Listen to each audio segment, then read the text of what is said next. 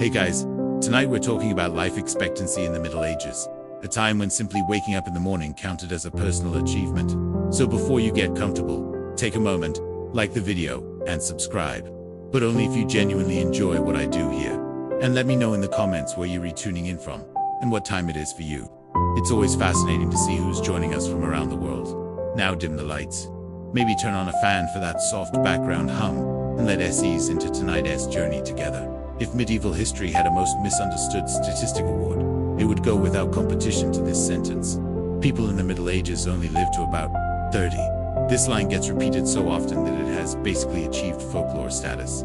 It is quoted confidently, dramatically, and almost always incorrectly, usually by someone who has never stopped to ask what an average actually is.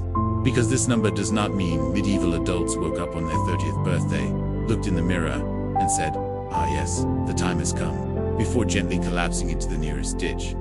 What it actually means is that childhood was an obstacle course designed by fate on a bad day. Life expectancy is an average, not a countdown timer.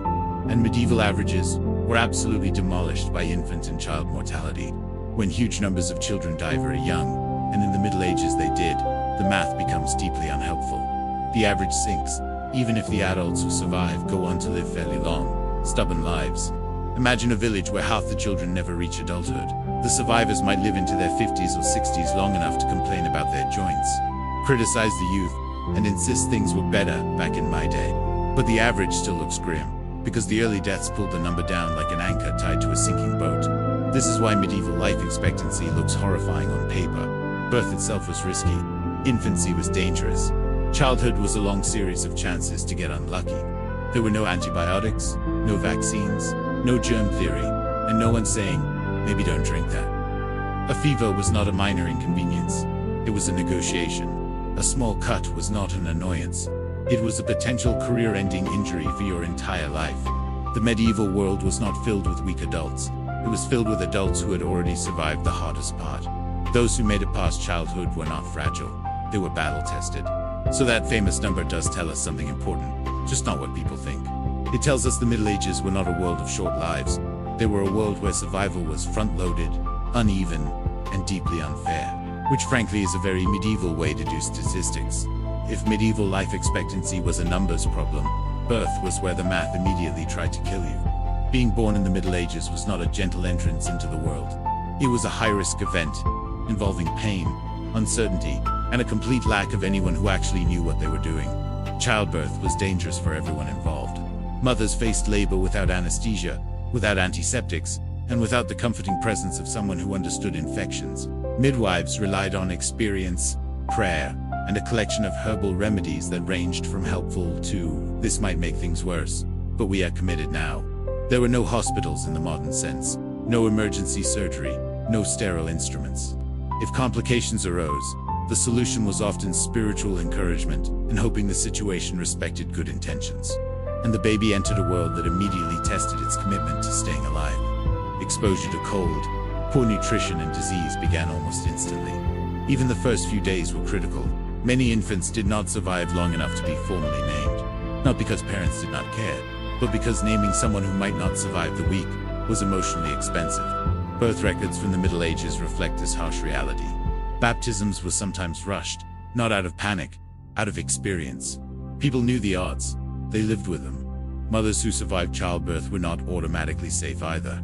Infection, hemorrhage, and complications could end lives days later, long after the baby had arrived, and everyone thought the danger had passed. Survival required luck, layered on top of resilience. What makes this especially grim is repetition. Women did not face this risk once. They faced it again, and again. Multiple pregnancies were common. Each one was another roll of the dice. Another conversation with fate that no one asked to have. And yet people kept having children, not because they were careless, but because survival depended on it. High mortality required high birth rates. Families adapted even when adaptation meant living with constant uncertainty. Medieval people did not assume birth meant life.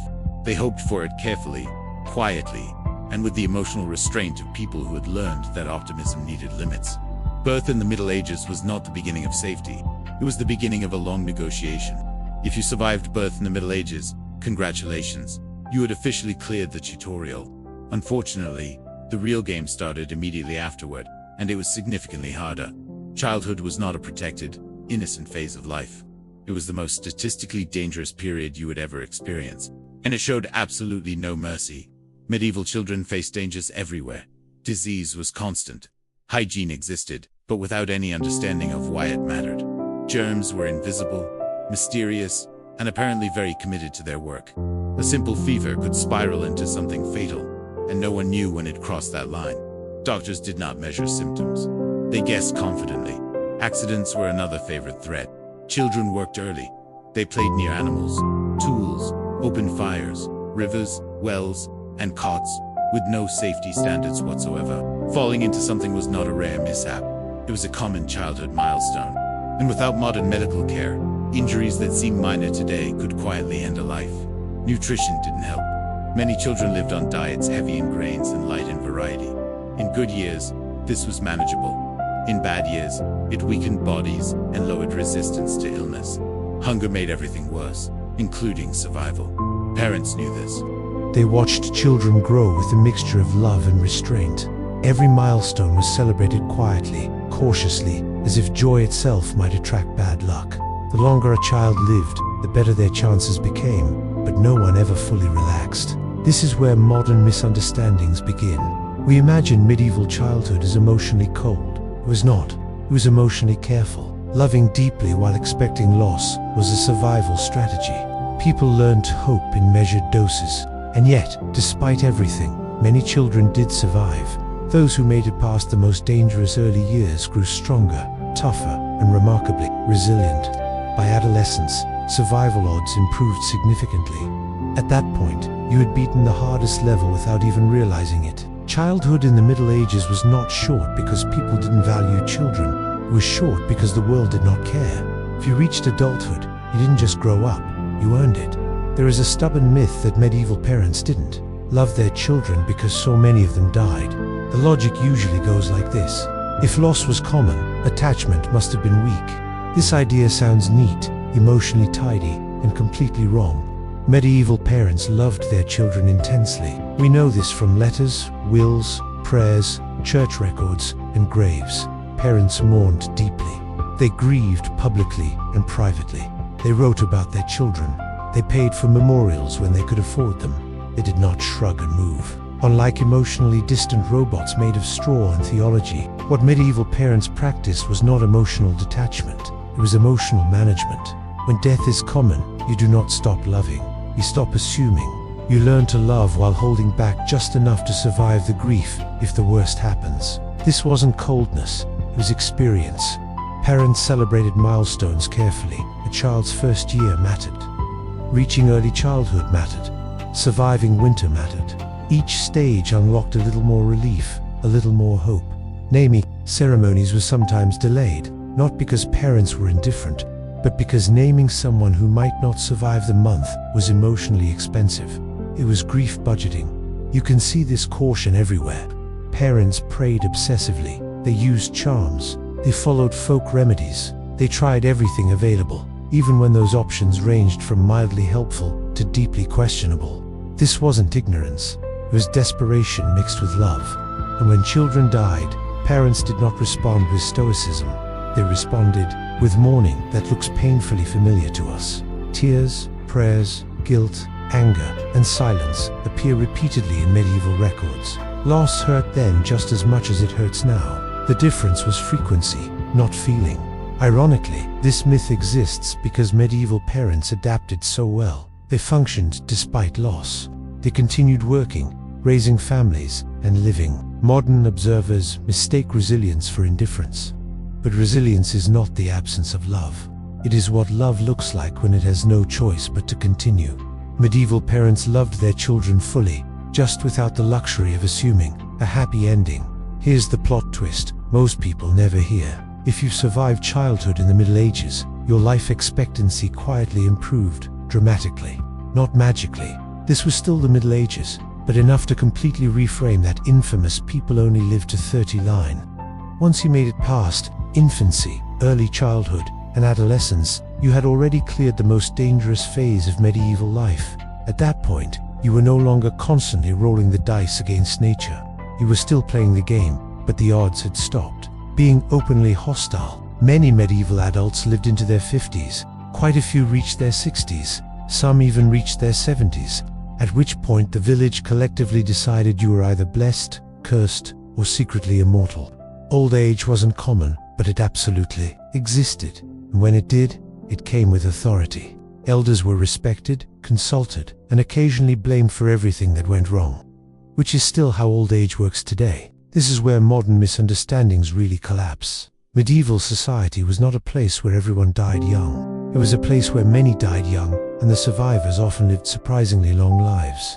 Life expectancy statistics hide that distinction, flattening complex human experiences into a single misleading number. Once adulthood was reached, people settled into rhythms.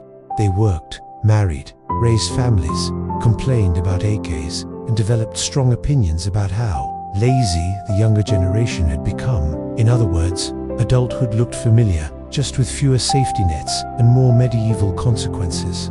This doesn't mean life suddenly became safe. Disease, accidents, and hardship never fully disappeared, but survival stopped being a daily surprise. If you made it to adulthood, you had proven yourself remarkably resilient, even by medieval standards. It's also worth remembering that medieval people did not expect to live forever. They didn't plan for retirement. They planned for continuity, passing knowledge, land, skills, and traditions to the next generation while they could. Surviving childhood didn't guarantee a long life, but it unlocked the possibility of one. And in a world where survival was never promised, the possibility meant everything.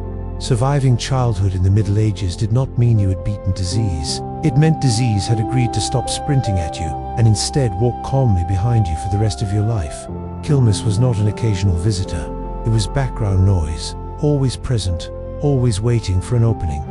Medieval people. He lived in close quarters with animals, wastes, smoke, and each other. Towns smelled the way you would expect when sanitation was more of a suggestion than a system. Clean water was not guaranteed. Food spoiled easily, and no one knew why any of this mattered, which is a crucial detail. Without germ theory, disease made no sense. Illness appeared random and deeply personal. One person survived a fever, another did not. One family lost several members in a single season. Another emerged untouched and immediately became suspicious. To everyone else, plagues arrived suddenly and left chaos behind. Some were local, some were regional, some rewrote history. Even outside major outbreaks, smaller illnesses chipped away constantly. Respiratory infections, stomach illnesses, parasites, and skin infections were everyday realities. If you were alive, you were fighting something. Medical responses were enthusiastic but misguided. Doctors relied on ancient theories about bodily humors. Treatments included bloodletting, purging, sweating, and strongly worded optimism. Sometimes patients recovered despite the treatment. Sometimes they recovered because they stopped receiving it. Doctors called both outcomes success. What made disease especially dangerous was how quickly it escalated. A mild sickness could turn severe in days. There was no concept of monitoring symptoms over time. If you worsened fast.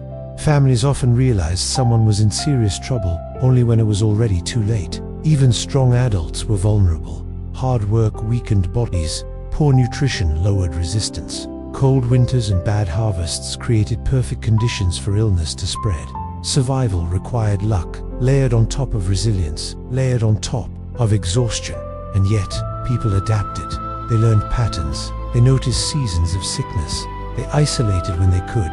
They prayed, cleaned, rested, and hoped. Hope, it turns out, was a renewable resource. Disease did not define medieval life, but it shaped every expectation. If you lived long, it was not because illness disappeared. It was because it missed you just enough. If disease was always lurking in the Middle Ages, medicine was always nearby, confidently doing its best. And by best, we mean operating on vibes, tradition, and an impressive amount of self-assurance. Medieval medicine was not useless, but it was deeply optimistic about how little evidence it needed. Doctors believed the human body was governed by four humors: blood, phlegm, yellow bile, and black bile. Illness, they thought, came from imbalance. The solution naturally was to remove something, usually blood, often a lot of it. If you were already weak, congratulations. You were about to become a teaching moment. Bloodletting was the medieval equivalent of turning something off and on again. Headache, bloodletting. Fever, bloodletting. Feeling sad, probably bloodletting. Sometimes it worked, sometimes it didn't. Doctors recorded both outcomes as proof that the method was sound. Herbal remedies also played a role. Some were genuinely effective. Willow bark reduced pain. Honey helped wounds. Garlic had antimicrobial properties. Unfortunately, these useful treatments were mixed in with suggestions involving astrology, prayers, and substances that probably should not have been ingested by anyone hoping to live longer. Surgery existed, but it was brave in the way standing in front of a charging bull is brave. No anesthesia, no antiseptics, no understanding of infection. Surgeons relied on speed, strength, and the patient's ability to scream loudly enough to remain conscious. Survival rates varied. Midwives and folk healers often had better practical knowledge than formally trained physicians. They learned through experience rather than ancient texts, but even they were limited by what the era understood, which was not much. The most dangerous part of medieval medicine was confidence. Doctors believed strongly in their methods. Patients trusted them because alternatives were limited to prayer or doing nothing. Sometimes doing nothing was actually the safer option, but this was difficult to explain. Medieval life expectancy was already unfair, but for women, the difficulty setting was quietly turned up without anyone asking for consent. Women faced nearly all the same dangers as men: disease, hunger, hard labor, and accidents, and then added one more recurring threat that never took a day off: childbirth. Pregnancy in the Middle Ages was not treated as a medical condition. It was treated as an inevitable life event that everyone hoped would go well. There were no ultrasounds, no emergency interventions, and no clear understanding of why things went wrong when they did. Complications were common. Outcomes were unpredictable. Optimism was mandatory. Childbirth itself was dangerous. Labor could last days. Bleeding, infection, and trauma were constant risks. If something went wrong, help was limited to midwives, doing their best with experience, prayers, and whatever tools they had. Sometimes that was enough. Often it wasn't. And the danger didn't end once the baby arrived. Post-birth infections quietly claimed lives days or weeks later. Women who seemed fine suddenly weren't. Families celebrated a successful birth only to find themselves planning a funeral shortly afterward. Medieval joy had a short memory window. What made this especially cruel was repetition. Women did not face this risk once. They faced it repeatedly. Multiple pregnancies were common because survival depended on numbers. High child mortality required high birth rates. Each pregnancy was another roll of the dice with the same body already weakened by labor, malnutrition, and work. Despite this, many women lived long lives. Records show women reaching older age, managing households, working fields, raising children, and becoming central figures in family and community life. Survival didn't mean ease. It meant endurance layered on top of responsibility. Men often died from violence or labor-related strain. Women often died from biology, doing what biology does with absolutely no concern for fairness. Life expectancy numbers reflect this imbalance, even if the stories behind them rarely get told. Being a woman in the Middle Ages did not guarantee a shorter life, but it guaranteed more risk. And every year survived was not just luck. It was quiet resilience in a world that demanded it constantly. Even when disease was quiet and food was available, medieval life carried one more persistent background threat: violence. Not constant battlefield chaos, but the kind of everyday instability that hovered just close enough to matter. War, raids, feuds, and lawlessness didn't dominate every moment of life, but they were always within reach, like a storm cloud everyone pretended not to notice. Most medieval people were not soldiers, but they lived in a world where conflicts flared often and resolved slowly. Armies moved through countryside, not around it. When they did, peasants paid the price. Crops were trampled, livestock disappeared, villages were looted strategically. Survival during wartime had less to do with bravery and more to do with not being noticed. Young men faced the highest risk. They were the ones conscripted, pressed into service, or caught in fighting whether they wanted to be or not. This skewed life expectancy even further. Entire age groups could be thinned out by a single campaign, leaving behind gaps that statistics quietly absorbed. Violence also existed at the local level. Disputes over land, inheritance, or honor could turn deadly. Law enforcement was inconsistent. Justice depended heavily on who you were, where you lived, and whether someone important cared enough to intervene. For many, avoiding conflict was a survival skill on par with farming. Accidents and interpersonal violence blended easily. Taverns, tools, animals, and weapons lived in close proximity. A bad argument combined with alcohol and sharp objects could end a life quickly. These deaths were not constant, but they were common enough to matter. What made violence especially dangerous was how it stacked with everything else. Hunger weakened bodies, disease reduced recovery. Injury that might be survivable today could be fatal. Then, a wound was not just trauma. It was an invitation for infection to finish the job. And yet medieval life was not a non-stop bloodbath. Most people lived ordinary lives most of the time. They worked, celebrated, argued, reconciled, and endured. Violence shaped expectations, not daily routines. Life expectancy suffered not because violence was everywhere, but because when it appeared, it was unforgiving. In the Middle Ages, peace was never permanent. It was something you enjoyed carefully while it lasted. In the Middle Ages, life expectancy didn't just depend on luck, resilience, or avoiding suspicious fevers. It also depended heavily on something you had absolutely no control over: who you were born to. Social class quietly tilted the odds long before anyone had a chance to make good decisions. Peasants lived closer to danger. Hard labor, poor nutrition, exposure to the elements, and crowded living conditions all worked together to shorten lives. If you were poor, your body absorbed the cost of survival every single day. You did not get breaks. You did not get lighter duties when injured. You worked until you could not, and then you worked some more. Nobles lived differently. They ate better. They slept in warmer homes. They worked less physically demanding jobs. They had servants to absorb risk on their behalf. This mattered, not because nobles were smarter or stronger, but because their bodies were not constantly being worn down by survival itself. This does not mean nobles were safe. Far from it. Disease did not respect titles. Plagues happily swept through castles. Poor medical knowledge affected everyone equally. And nobles had a habit of dying in wars, tournaments, and ambitious political schemes. Privilege improved odds, not outcomes. The clergy often lived longer than both peasants and nobles. The lives involved less physical labor, more stable food access, and communal support. Monasteries functioned as early social safety nets. Regular meals, shelter, and care during illness made a measurable difference. It turns out rest and routine are good for survival. Urban life sat somewhere in between. Cities offered opportunity and danger in equal measure. Better access to food and trade competed with overcrowding, waste, and disease. Living in a city could extend your life or shorten it dramatically, depending on timing and luck. Class didn't guarantee survival.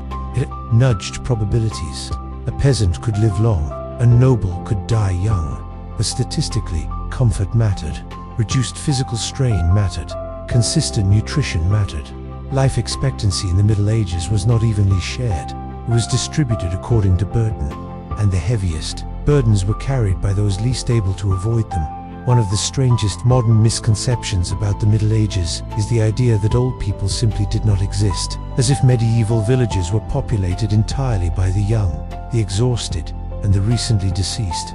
In reality, old age absolutely existed. It just didn't distribute itself evenly or politely. If you walked through a medieval village, you would often find elders, men and women with bent backs, weathered faces, and joints that complained louder than the church bells. These people had survived disease, hunger, war, childbirth, and decades of physical labor. They were not anomalies, they were survivors. What made old age rare was not biology, it was access. Access to food, access to stability, access to a body that hadn't been completely destroyed by work or repeated illness. Those who reached old age often did so because they had either been unusually lucky or lived lives that allowed their body to endure. Old age came with status. Elders were respected, consulted, and occasionally blamed for everything from bad harvests to improper youth behavior. They were living memory. They remembered past famines, past wars, and past mistakes, which meant they were either valued for wisdom or ignored for being inconveniently correct. That said, old age was not gentle. There was no retirement, no pensions, no medical support, designed to keep you comfortable. Aging meant pain. It meant reduced mobility. It meant dependence on family and community. If that support failed, survival became uncertain very quickly. Interestingly, medieval people did not view old age the way we do. It was not something everyone expected to reach. It was seen as a bonus stage, a blessing, sometimes even a burden. Living long meant you had outlasted many of your peers, which brought both honor and loneliness.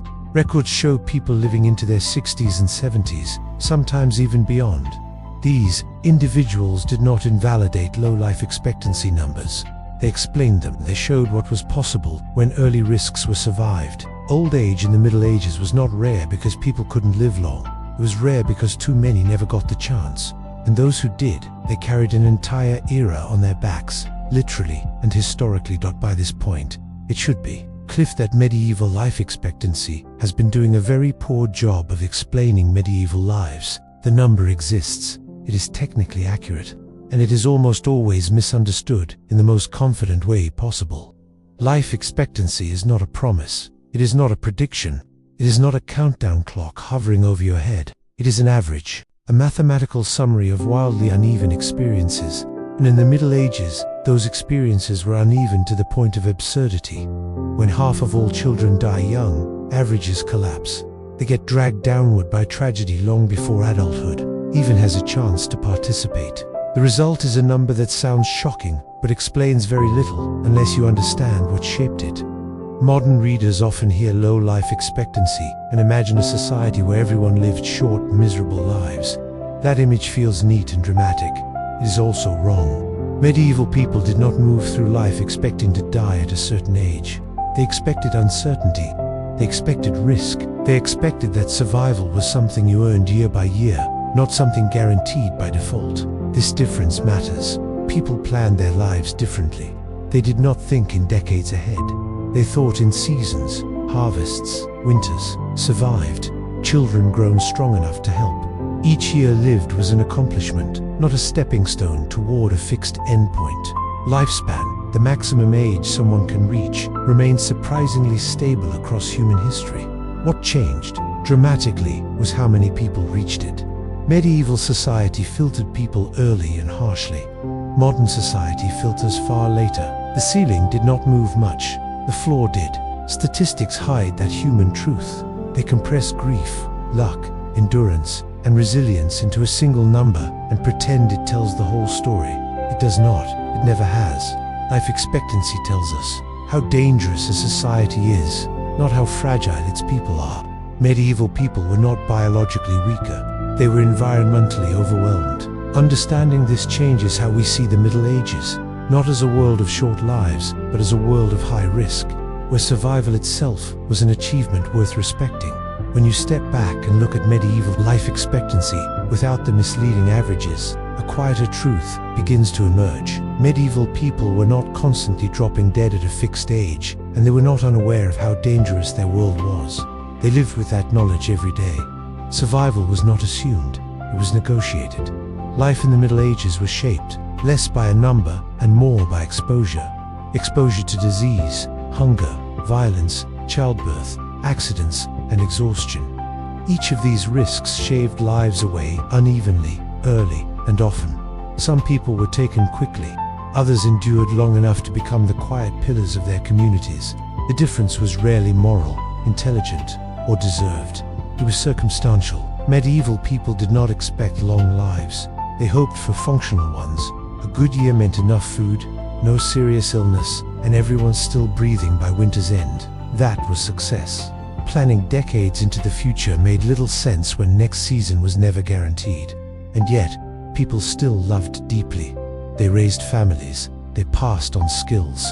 They told stories. They complained about the weather. They argued with neighbors. They celebrated weddings and mourned losses with a familiarity that feels painfully modern. Shorter odds did not make life meaningless. If anything, they made it more immediate. The cruelty of medieval life expectancy is not that people died young. It is that death arrived unpredictably. Some lives were brief and unfair.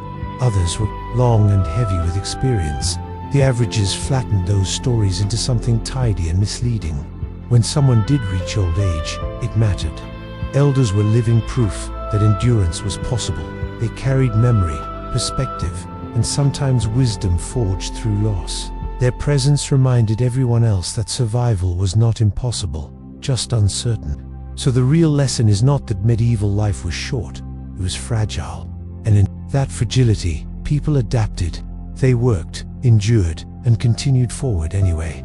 Not because they misunderstood danger, but because living has always been an act of defiance against it. Life expectancy tells us how harsh a world is. It does. Not tell us how human the people living in it were, and medieval people were profoundly, stubbornly human right to the end. Nefertari entered the world at a time when Egypt was preparing for one of its most powerful eras.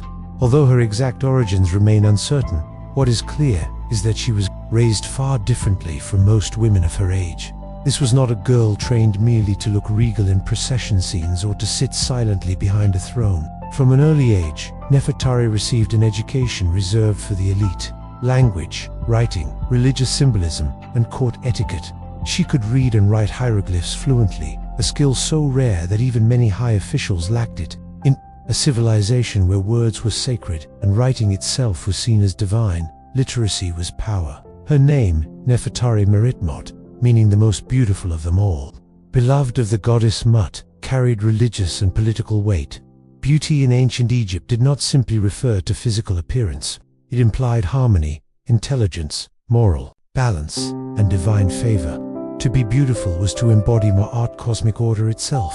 From the start, Nefertari was associated with this ideal, shaped to represent stability in a world ruled by gods and kings. Growing up within elite circles, she would have observed how power truly worked in Egypt. She saw how temples influenced politics, how alliances were sealed through marriage, and how queens could subtly shape policy without ever issuing commands. These lessons mattered. Egypt was not governed by brute force alone, but by symbolism, ritual, and careful performance. Nef learned how to speak when silence was expected, and how to remain silent when words could be dangerous. Religious training also played a central role in her upbringing. She became deeply familiar with the major gods and goddesses, particularly those associated with queenship, motherhood, and protection. This spiritual fluency later allowed her to step seamlessly into sacred roles normally dominated by priests and kings. She was not just present at rituals, she understood them. By the time Nefertari entered the royal household, she was already more than a potential wife. She was prepared to become a living symbol of Egypt itself, educated, composed, and aware of her value. In a court where appearances masked rivalries and ambition, Nefertari stood out not because she demanded attention, but because she commanded it naturally. Long before she became great royal wife, her life was already pointing towards something exceptional. When Nefertari married Ramesses, she did not simply become a queen, she became the wife of a living god. In ancient Egypt, the pharaoh was not viewed as a symbolic ruler or divinely favored king. He was divine himself, the earthly, the embodiment of Horus and the chosen son of Ra. To stand beside such a figure required more than beauty or noble birth. It required absolute mastery of image, ritual, and restraint. Nefertari proved equal to the role almost immediately. Ramesses was still young when they married, ambitious and determined to eclipse every ruler who came before him. From the beginning of his reign, he understood the power of spectacle, and Nefertari became central to that vision. She was not hidden in the background like many royal wives. Instead, she appeared prominently in inscriptions, reliefs, and temple scenes, often depicted at the same scale as the king himself. A rare and deliberate choice. In Egyptian art, size equaled importance. Nefertari's prominence sent a clear message. This queen mattered. Their marriage was also political. Egypt was entering a period of intense international rivalry, especially with the Hittite Empire. Stability at home mattered as much as military strength abroad. Nefertari projected calm authority, reinforcing Ramesses' legitimacy and presenting the royal household as harmonious and divinely sanctioned. Together they embodied Ma'at order, balance, and continuity, the very principles that kept the universe from collapsing into chaos. Yet this was not a passive partnership. Evidence suggests that Ramesses genuinely trusted her judgment.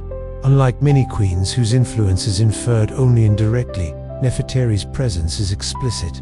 She appears in religious roles typically reserved for kings, making offerings to gods, participating in sacred rituals, and acting as an intermediary between the divine and human worlds. This visibility was not accidental.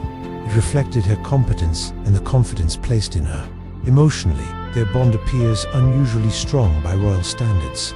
Ramesses would later fathered dozens of children with multiple wives, but Nefertari remained his great royal wife, the primary queen, for many years. In inscriptions, he refers to her with language that goes beyond formula, emphasizing admiration and devotion. In a court built on hierarchy and power, Nefertari secured something rare, enduring favor. By marrying Ramesses, Nefertari stepped into one of the most dangerous roles in Egypt, surrounded by ambition, ritual, and expectation.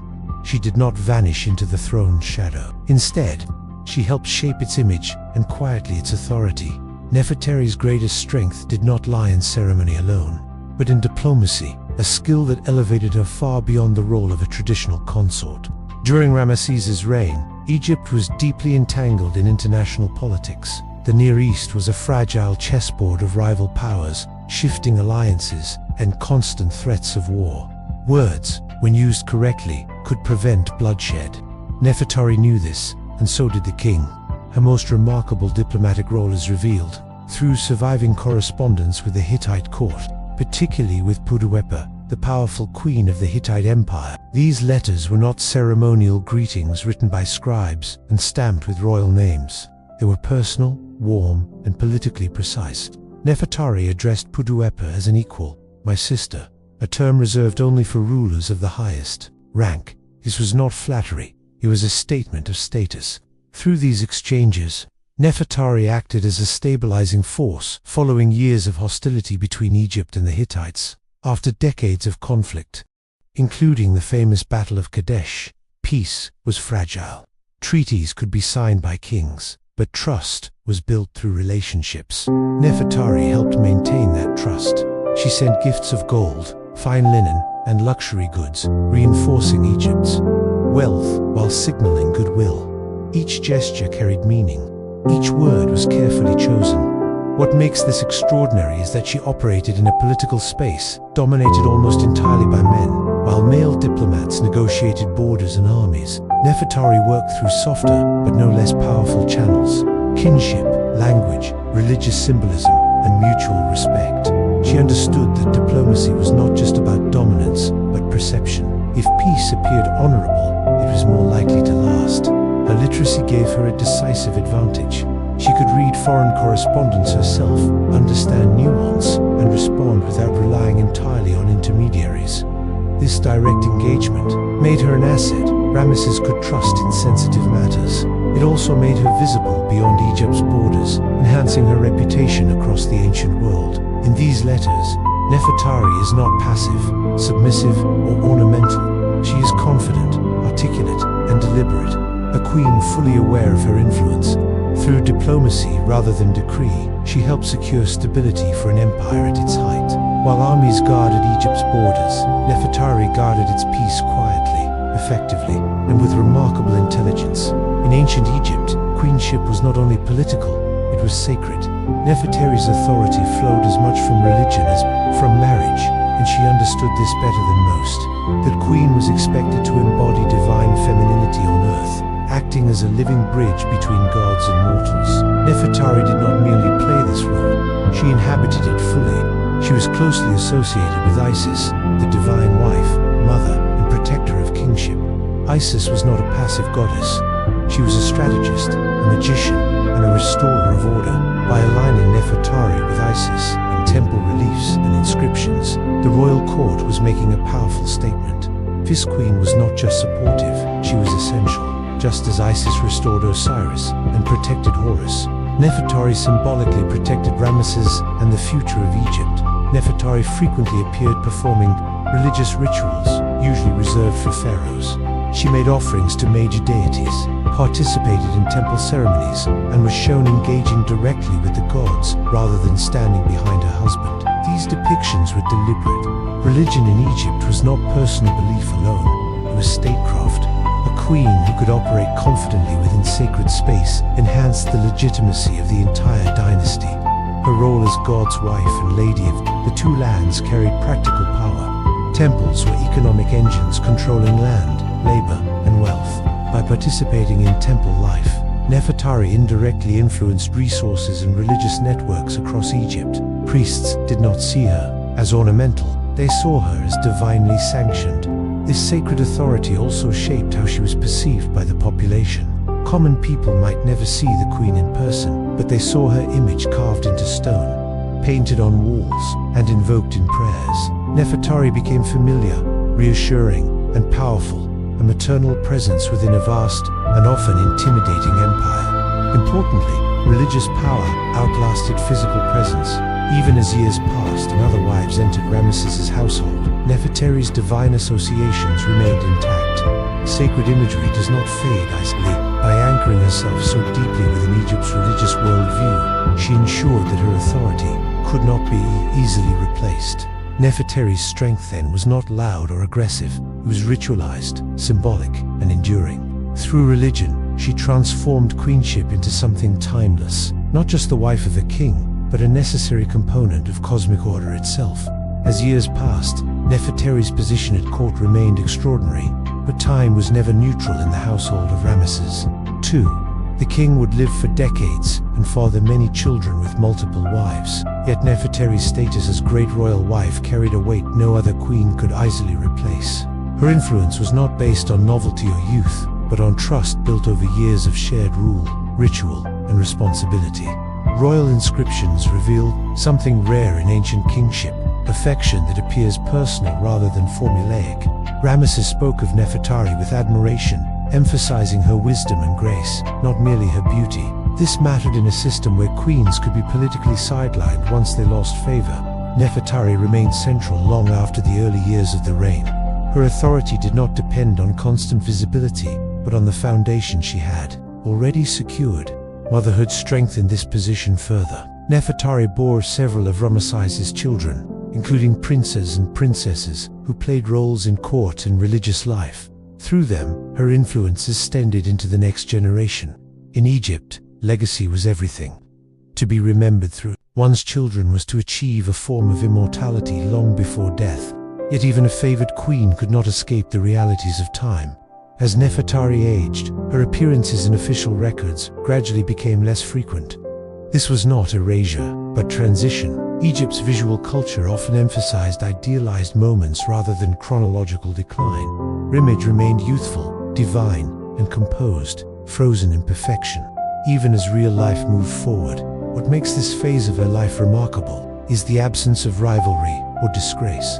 There is no evidence of political downfall, exile, or replacement through scandal. Instead, Nefertari seems to fade gently from daily court life while retaining symbolic power. That alone suggests careful planning and deep respect. By the time her public presence diminished, her legacy was already secure. She had shaped the image of queenship under Ramesses' influenced diplomacy and anchored royal authority in religion. Younger queens might share the palace, but none carried her history. Nefertari's story during these later years is not one of loss, but of endurance. In an empire obsessed with permanence, she achieved what most never did: relevance that outlasted time, favor that survived change, and a legacy strong enough to remain untouched by silence. If Nefertari's life revealed her status, her tomb confirmed it beyond doubt. After her death, she was laid to rest in what is now considered the most spectacular burial ever created for an Egyptian queen. Tomb KV66 in the Valley of the Queens. Nothing about this tomb suggests modesty or routine tradition. Every wall, every color, every figure proclaims that this woman was extraordinary. Unlike many royal tombs that emphasize power through sheer scale, Nefertari's burial space focuses on refinement, symbolism, and intimacy with the divine. The walls are covered in vivid paintings so well preserved that they appear almost modern. Deep blues, glowing reds, and luminous golds surround the queen as she journeys through the afterlife. She is shown not as a passive soul awaiting judgment, but as an active participant, speaking to gods, receiving guidance, and moving confidently toward eternity. What stands out most is how she is portrayed. Nefertari appears calm, dignified, and radiant, dressed in fine white linen, crowned with symbols of divine favor. The gods treat her as an equal, not a servant. Is a crucial detail in Egyptian belief. How one was depicted in death reflected how one was expected to exist forever. Nefertari was not meant to vanish into the afterlife. She was meant to belong there. The religious texts illustrated on the walls, including passages from books reserved almost exclusively for kings, further emphasize her elevated status. These were not decorations chosen lightly. They required approval, resources, and theological justification. Granting such texts to a queen was a declaration that her soul deserved the same protection and guidance as a pharaoh's. Even the placement of her tomb mattered. The Valley of the Queens was not merely a burial ground. It was a sacred landscape tied to rebirth and divine motherhood. By placing Nefertari there, the royal court aligned her forever with regeneration and cosmic renewal. Ironically, the tomb's perfection also underscores a mystery. Despite the grandeur, her mummy was never found there. Whether her remains were moved for protection or lost to ancient tomb robbers remains unknown. Yet perhaps that absence adds to her legend. In death, as in life, Nefertari refuses to be ordinary. Her tomb is not just a resting place. It is a statement carved in stone and color that this queen was meant to be remembered forever. In death, Nefertari did not disappear into myth or abstraction. Instead, she entered a carefully constructed eternity, one designed to mirror the authority she held in life. Ancient Egyptian belief held that the afterlife was not a reward, but a continuation, a second existence that demanded preparation, knowledge, and divine approval. Nefertari was given all three. Inside her tomb, she is repeatedly shown standing before Osiris, not as a trembling soul awaiting judgment, but as a composed and confident figure. This visual language matters. Osiris was the ultimate authority over rebirth, decay, and renewal. To be depicted calmly in his presence was to signal moral perfection and spiritual readiness. Nefertari is not judged harshly. She is welcomed. She is also closely associated with Hathor, the goddess of love, joy, music. Now, just slow down. Take a deep breath. Gently close your eyes and allow yourself to feel. Let the stress drift away. Let the weight of the day fade out. Bring back those gentle moments, the good memories that once made you smile. See yourself standing somewhere peaceful, a quiet, open space, cool air moving softly around you. You're safe here, calm, relaxed. Let this sound carry you deeper into comfort, deeper into rest. I hope this story is helping you unwind and bringing you a sense of calm tonight. If you enjoy relaxing, peaceful sleep stories like this, please take a moment to like, share, and subscribe to our channel. Sleep well and let your dreams be gentle.